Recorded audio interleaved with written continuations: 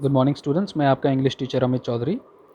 आज हम class 9th की बी हाइव बुक में अपनी third poem rain on the roof by court skinny पढ़ेंगे।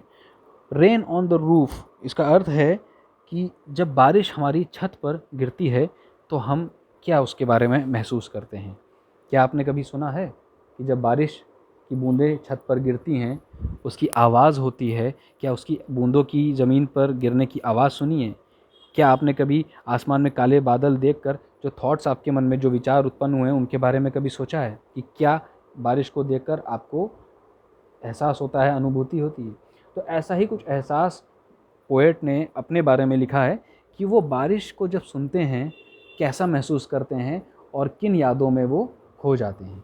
तो आइए, ये बहुत छोटी लेकिन बहुत इम्पॉर्टेंट कविता है, इसको पढ़ते हैं और इसका अर्थ समझते हैं।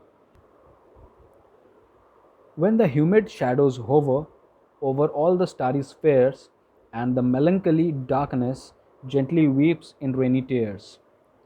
यहाँ पर कहा जा रहा है when the humid shadows hover। humid मतलब नमी से भरा हुआ, पानी से भरा हुआ। क्या हो सकता है? बादल। शैडोज़, शैडोज़ मतलब, वैसे तो शैडोज़ परछाई को कहते हैं, लेकिन पोएम जो होती है वो सांकेतिक भाषा में चलती है हमेशा, इसलिए ह्यूमिड शैडोज़, क्योंकि बादल जब पानी से भरा होता है तो वो डार्क रंग का हो जाता है, काले रंग का हो जाता है। तो पानी से भरे हुए, नमी से भरे हुए जो बादल हैं, जब आसमान में उड़ते हैं, मंडराते हैं, होवर का मतलब होता है मंडराना।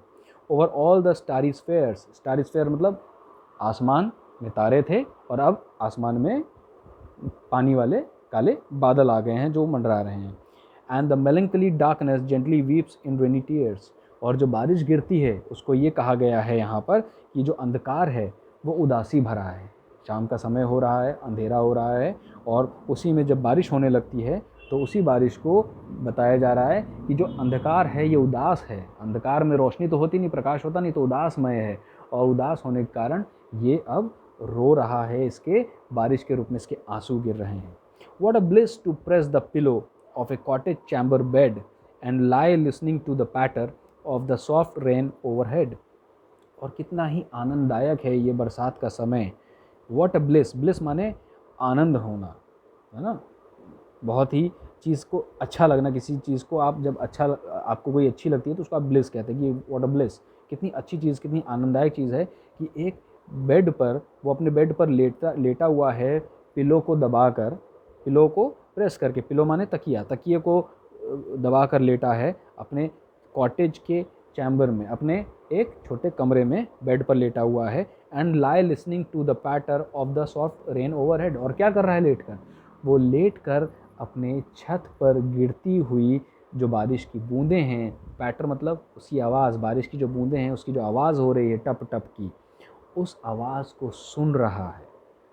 वो जो उसके छत के ऊपर बारिश की बूंदें गिर रही हैं, ओवरहेड माने सर के ऊपर, मतलब छत पर जो बारिश गिर रही है वो उस आवाज़ को अपने बिस्तर में लेट कर, अपने तकिए को दबाए हुए उस शांतिपूर्वक उस आवाज़ को वो सुन रहा है, उस आवाज़ को महसूस कर रहा है। Every tinkle on the shingles has an echo in the heart, and a thousand dreamy fancies into busy being stirred। अब वो क्या बता रहा है? कह रहा है every tinkle on the shingles. Tinkle मतलब बारिश की जो बूंद है उसकी आवाज़, टन की आवाज़ किस पर गिर रही है? शिंगल्स। शिंगल्स होते हैं छोटे छोटे गोल पत्थर जो उसकी रूफ पर हैं, तो उनके ऊपर जब बारिश की बूंदें गिर रही हैं और वहाँ पर एक संगीतमय टन की आवाज़ हो रही है, has an echo in the heart. तो ये जो आवाज़ है ये हृदय में गूंज कर रही है, हृदय में एक गूंज पैदा करती है। एको का मतलब होता है जब हम किसी खाली स्थान पर कुछ बोलते हैं और वही आवाज़ गूंज बन के वापस आती है, तो उसको एको कहते हैं। तो वो जो बूंद है, वो जितनी बार वो बूंद इन पत्थरों पर गिरती है तो उतनी बार जो उनकी टनटनाहट की आवाज़ है वो उस कवि के हृदय में एक गूंज बनकर उभरती है। And 1000 dreamy fancies into busy being start, और हज़ारों परिकल्पनाएं उसकी बुनने लग जाती हैं, उसके मन में चलने लग जाती हैं, स्टार्ट हो जाती हैं। वो अपनी कुछ यादों में माफ़ कीजिए, वो अपनी यादों में खोने सा लग जाता है। and 1,000 recollections weave their air threads into woof, and as I listen to the patter of the rain upon the roof. और क्या होता है, और कई सारी हज़ारों जो कल्पनाएं हैं वो स्मृतियाँ हवा के धागे उनमें बुनकर कुछ ना कुछ उत्पन्न कर रही हैं। हवा के धागे मतलब कुछ परिकल्पनाएं करना, हाँ, कुछ हवा में ही ताना बाना बुनना कहते हैं ना, तो वही एयर थ्रेड्स, हवा के धागे अब ताना बाना बुनने लगे हैं यादों में। बहुत सारी हज़ारों उनकी यादें अब उसके मन में चलने लगी हैं। As I listen to the patter, कब चलने लगी हैं? As I listen to the patter of the rain upon the roof, जैसे ही मैं छत पर गिरने वाली बारिश की बूंदों की आवाज़ को सुनता हूँ। तो जैसे ही जैसे जैसे वो आवाज़ को सुन रहा है उसके भीतर पुराने समय की कुछ यादें अब उत्पन्न हो रही हैं, और वो यादें उसके मन में अब हवा के जो धागे हैं वो ताना बाना उन यादों का बुनने लगे हैं। Now in memory comes my mother, as she used in years agone to regard the darling dreamers ere she left them till the dawn. Now in memory comes my mother. अब पोएट कहता है कि उसके यादों में उसकी माँ आ जाती है इस बारिश की आवाज़ को सुनकर, वैसे ही जैसे वो पहले आती थी और अपने बच्चों को सोता हुआ देखकर सुबह होने से पहले चली जाती थी। जैसे माएँ होती हैं, है ना, वो जब भी बच्चे सोते हैं तो उनको एक बार निहारती है कि ठीक से सो रहे हैं कि नहीं, अपने पूरी तरह से नींद में है या नहीं, और उसके बाद सुबह होने से पहले ही वो वापस चली जाती है। तो उसकी माँ की ये याद कि वो रात में हमें निहारने आती थी, हमारी सुरक्षा के लिए, हमारा ध्यान, हमारा ख्याल उनको होता था, तो ये याद उसको अपनी माँ की बारिश को सुनकर आती है। Oh, I feel her fond look on me as I listen to this refrain which is played upon the shingles by the patter of the rain.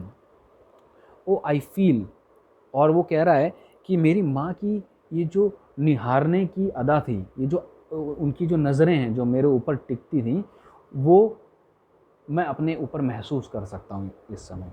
अच्छा, यहाँ पर एक चीज़ मैं और बता दूँ, यहाँ ड्रीमर्स लिखा है जिसमें एस लगा हुआ है, इसका मतलब पोएट अपने और अपने अन्य भाई बहनों की भी बात कर रहा है, ठीक है। तो वो कहते हैं कि जो माँ है, जो हमको निहारती थी, हमको देखती थी, हमारी सुरक्षा के लिए, हमारे ख्याल रखने के लिए, मैं उस नज़र को अपने ऊपर महसूस भी कर सकता हूँ, ऐसी मेरी वो याद आ रही है मेरी माँ। As I listen to this refrain, और जैसे ही जैसे मैं वर्षा की ये जो ध्वनि है, जो बार बार टप टप पानी बरस रहा है, जैसे जैसे मैं इसको सुन रहा हूँ, लिस्ट माने लिसन, सुनना, जैसे जैसे मैं इसको सुन रहा हूँ मेरे को वो यादें गहराती जा रही हैं, मेरी माँ की नज़रें मेरे चेहरे पर होने का भाव मुझे फील करा रही हैं। Which is played upon the shingles by the patter of the rain, जैसे जैसे ये बारिश उन पत्थरों पर पड़ती है, उसकी टपटपाहट की आवाज़, उसकी टनटनाहट की आवाज़, वो मेरे जहन में मेरी माँ की याद को ताज़ा करती है।